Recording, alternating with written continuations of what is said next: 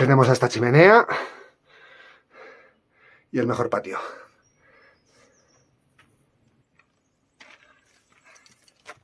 Buen día. Bueno, pues esta es una de las tantas cuevas, de los tantos cobertizos que hay en Pedriza. Tanto de antiguos pastores como de antiguos maquis o gente que en su día era pues perseguida. Pues aquí en la Pedriza es un buen lugar para esconderse. De hecho, en lo que pasó hace unos años, en eso del 2020, que pasó algo en este mundo un poco tenebroso, en cierto momento hasta este muñequito pensó que si la cosa se ponía muy chunga se venía una de estas. Si me perseguían por alguna cosa que no fuera obediente, pues me venía una de estas. Pero bueno, finalmente no hizo falta. Entonces, bueno, voy a hacer aquí una parada y fonda, voy a comerme un bocadillo, que ya llevo un rato de pateada, y voy a comentar, porque hoy me surgía comentar el tema de... Por lo que sé, ayer estuve viendo El Señor de los Anillos y me ha surgido comentar un poquito la simbología de esta saga. También hay otra saga, Star Wars, que también es una simbología muy interesante. Al final vamos a ver que siempre refleja lo mismo, ese pulso entre la luz y la oscuridad. Y yo creo que es interesante y hasta divertido comentarla. Primero me voy a tomar mi bocatita y ahora nos ponemos a ello.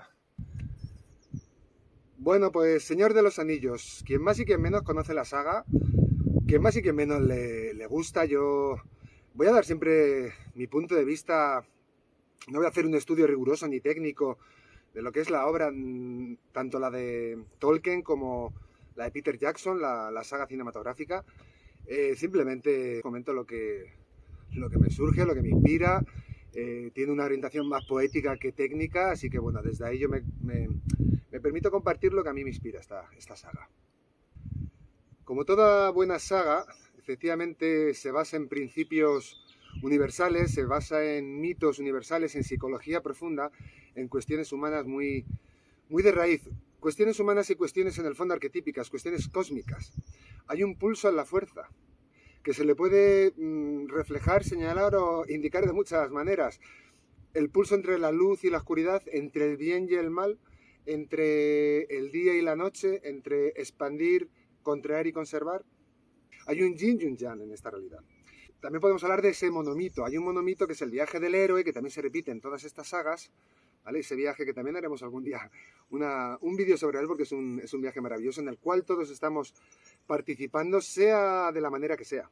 Hay a veces que se refleja de manera muy heroica, muy clara, muy abandonar la zona de lo conocido, muy atender la llamada, muy lanzarse a la aventura. Todos estos temas siempre están por ahí en el trasfondo, y aparte de este monomito del héroe mitológico está ese monomito del pulso en la fuerza, entre la luz y la oscuridad. Y efectivamente el Señor de los Anillos se ve claramente ese pulso. Hay una gran fuerza que en este caso se le llama Sauron, a esa fuerza que luego veremos que se le puede llamar de muchas maneras, pero al final Tolkien le llama Sauron. ¿Cuál es el propósito de esa fuerza? El propósito de esa fuerza es adquirir un poder para dominar y gobernar al mundo, a todas las razas, a todos los seres, a todas las criaturas, un poder omnímodo, un poder omnipotente, que de alguna manera se asemeja al poder de Dios. Y aquí entramos en lo que sería, lo que ya hemos nombrado varias veces como la espiritualidad regresiva. La espiritualidad evolutiva afirma yo soy Dios cuando dejo de ser yo, y la espiritualidad regresiva yo soy Dios sin dejar de ser yo. Ese es el poder que vamos a ver en estas figuras, en este caso la figura de Sauron y su anillo de poder único. Que es el anillo, que ¿qué le pasa a ese anillo? Cualquiera que se pone el anillo, ¿qué le pasa? Que rápidamente es, vamos a decirlo así, oscurecido o envenenado por ese poder, por esa vanidad, por ese engreimiento de querer el poder personal, de querer el poder al final de controlar y manejar a los demás. Es un poder enfermizo, efectivamente, es un poder muy enajenado, muy desconectado de la realidad, en el sentido de que está desconectado empáticamente de las criaturas que florecen en esta realidad, y simplemente el impulso que surge es un poder para dominarlas a todas, y eso es el anillo de poder único, un anillo para gobernarlos a todos y atarlos a las tinieblas. A veces, por cierto, luego lo veremos, como digo, la oscuridad se disfraza, se camufla y a veces va muy directamente.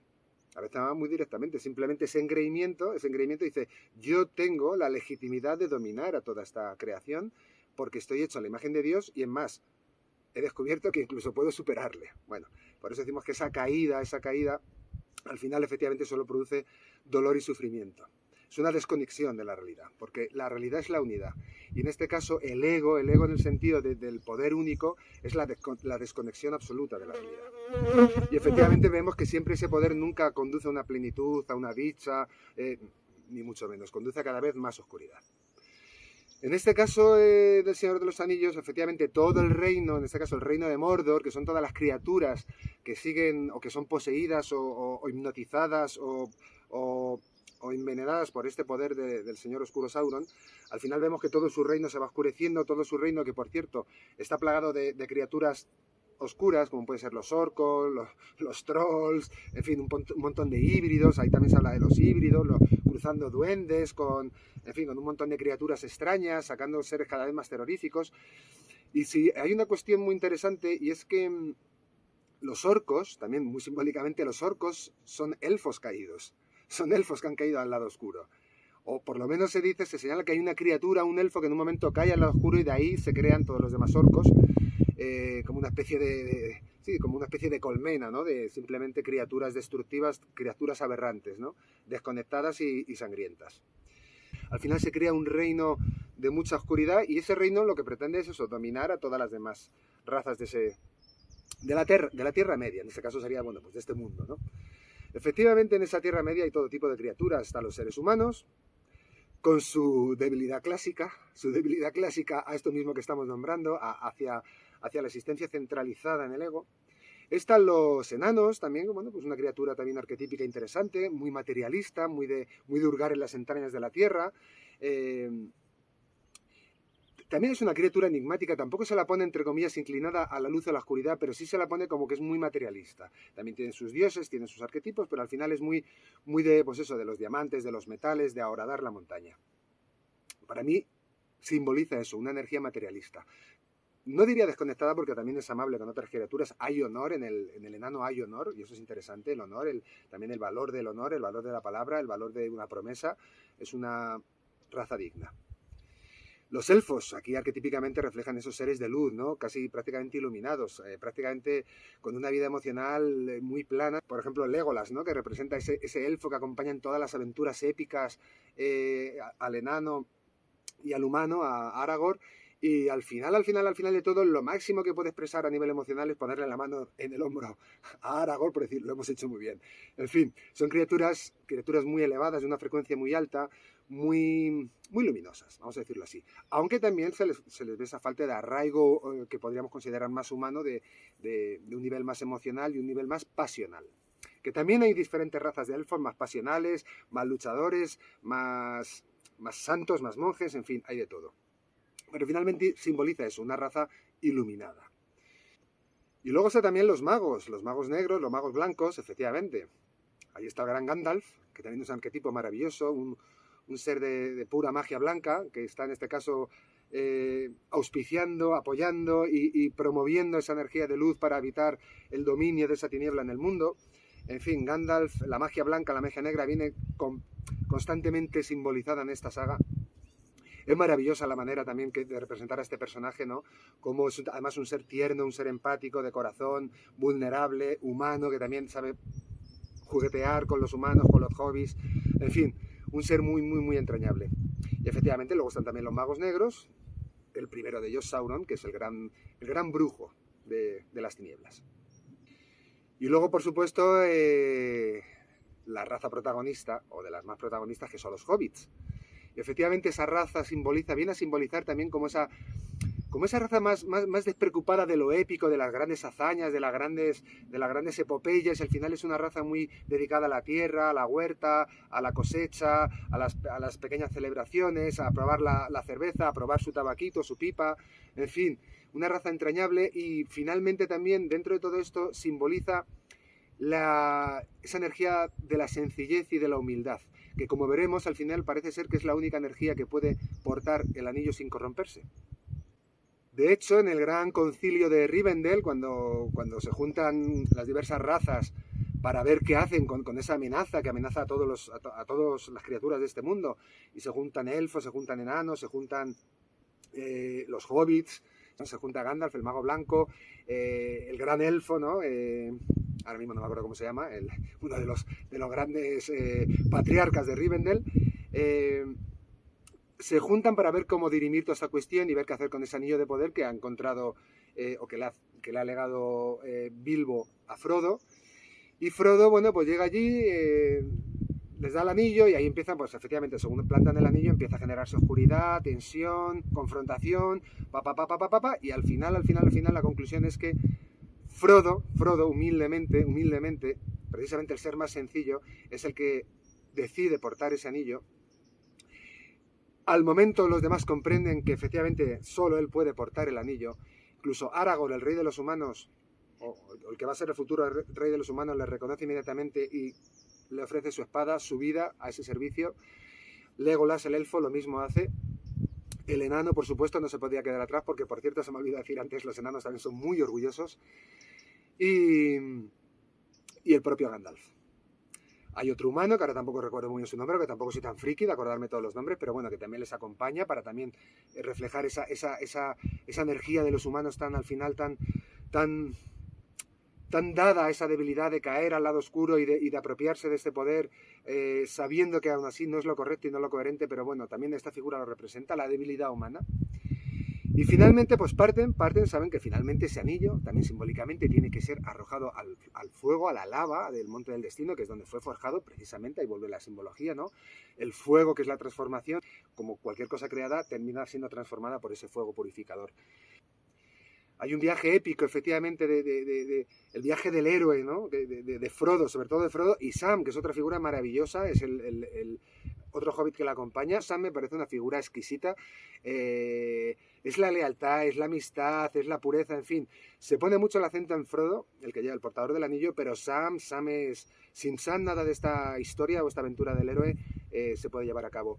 Y por cierto, al final también, efectivamente, lo que nos muestra esta simbología, o lo que nos trata de enseñar, es también el valor de la amistad, el valor de la comunidad, como el humano, el elfo, el enano, el mago, el propio Frodo y su hermano de camino, Sam, al final todos en esa amistad forjada conducen a unar a las distintas fuerzas, a los distintos reinos, para concluir esa epopeya, al final arrojando el anillo a la lava del Monte del Destino. Hay otra criatura maravillosa en esta saga, efectivamente también muy simbólica, que es Gollum. Gollum, otro personaje, yo diría, exquisito. Gollum sí que muestra esa polaridad, ese Dr. Jekyll y Mr. Hyde, esas dos caras, ese dolor, ese sufrimiento que también pasa Gollum cuando encuentra el anillo accidentalmente, cómo le posee, cómo mata a su compañero y cómo eso le conduce al abismo, a la tiniebla, cómo eso le va transformando desde dentro y le va pudriendo hasta convertirle en un ser, pues como llega a ser Gollum, un ser de la ciénaga, vamos a decir así. Pero finalmente también a través de toda la saga se revela que debajo de todo ese ser que se ha construido y todo ese ser que se ha podrido en la tiniebla, aún queda luz, aún queda un rastro de esa naturaleza del Hobbit original que finalmente también cayó. Esa polaridad entre Gollum y Sméagol, en fin, es también maravilloso cómo se refleja al final esa pulsión, esa tensión en la fuerza, entre esas fuerzas de la luz y de la oscuridad. Como digo, toda la saga va reflejando esto constantemente.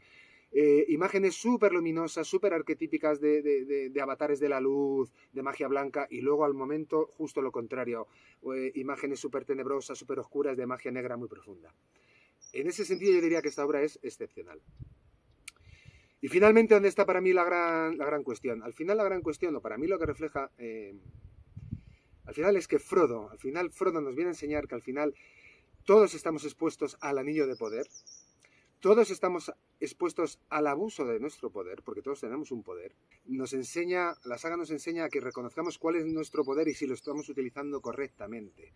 ¿Lo estamos utilizando compasiva y amorosamente y creativamente, o lo estamos utilizando desde el ego simplemente para satisfacer nuestros apetitos egoístas?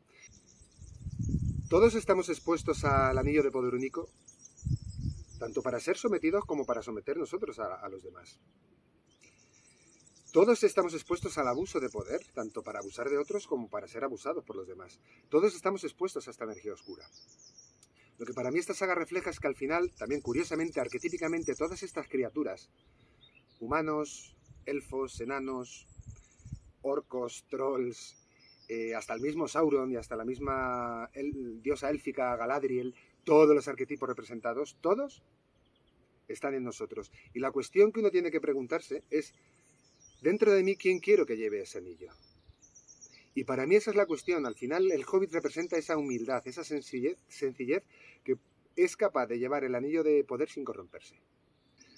Para mí toda esta simbología habla de esto. Y de hecho, conocí una vez a una persona en México, en los círculos chamánicos, que también están muy ligados a los círculos hippies, ¿no? De los 60, 70, 80. Pues cuando todo se ponía muy negro y cuando había tanta guerra, y la guerra mundial, la guerra fría, todo esto, la guerra atómica, entonces al final parecía que la oscuridad iba a comerse al mundo, y en esos momentos salió el gesto de Frodo vive, con el símbolo de la victoria en la mano. Frodo vive, Frodo vive. ¿Qué significaba eso? Que al final Frodo, el Frodo que hay en mí, ese hobbit humilde, sencillo, generoso, leal, es capaz de llevar ese anillo sin corromperse. A veces sucede que si el anillo lo lleva el humano que somos, efectivamente somos seres humanos, aunque somos muchas más cosas, pero efectivamente existe esa debilidad, esa inclinación súper fácil hacia caer a las regiones oscuras del ego. También hay un Buda dentro de nosotros, hay elfos, claro que sí, capaces de expresar esa dimensión de luz. Hay una oscuridad profunda que también está latente, en el sentido de que, bueno, si no la hemos vivido en esta vida, la habremos vivido en otras tantas. Pero finalmente todos hemos pasado por todo. Y finalmente, como digo a mí, lo bonito de esta saga o de lo que nos viene a reflejar ese personaje o esa raza de los hobbits es quién quiero que lleve ese anillo de poder y si puedo reconocer en mí esa humildad para llevar ese anillo sin corromperme. Esa es la belleza para mí de esta trama. Y por lo demás, pues bueno, la saga está llena de simbología, por cierto. La saga, curiosamente, a esa fuerza oscura Sauron, al espíritu de Sauron, le reconoce como un gran ojo de fuego. Acordaos que hay una torre y un gran ojo de fuego. Curiosamente, el mismo ojo de la pirámide masónica, ¿no? De la pirámide que aparece en los billetes del dólar. La pirámide de poder, el ojo de control. Curiosamente, siempre son los mismos símbolos. En este caso, en la saga aparece de manera dantesca, de manera increíblemente reflejada. Quien no haya visto la saga, o si la hemos visto ya, merece la pena volver a verla y repasar todo esto desde esta simbología perenne, desde este juego de fuerzas. Y desde ahí, pues bueno, sobre todo lo más importante, el mundo en el que vivo, reconocer, que para mí esto es lo más relevante, reconocer de qué manera yo estoy cediendo mi poder y también reconocer de qué manera yo puedo estar abusando de mi poder. ¿Quién lleva el anillo dentro de mí? Y como decimos a veces, el poder se manifiesta de muchas maneras. Puede ser un poder físico, un poder intelectual, un poder emocional, un poder económico, un poder de muchos tipos, un poder energético. Hay muchos tipos de poder. Y yo diría que para mí el despertar también implica hacerme consciente de mi poder para estar utilizándolo de manera coherente y correcta. Esta sería para mí la enseñanza de esta saga. Seguramente hagamos otro vídeo hablando de la saga de Star Wars, de la Guerra de las Galaxias, porque efectivamente esta simbología perenne, este pulso en la fuerza, también se refleja maravillosamente en esta saga. Pero eso será en otra ocasión, así que de momento, namaste y Frodo vive.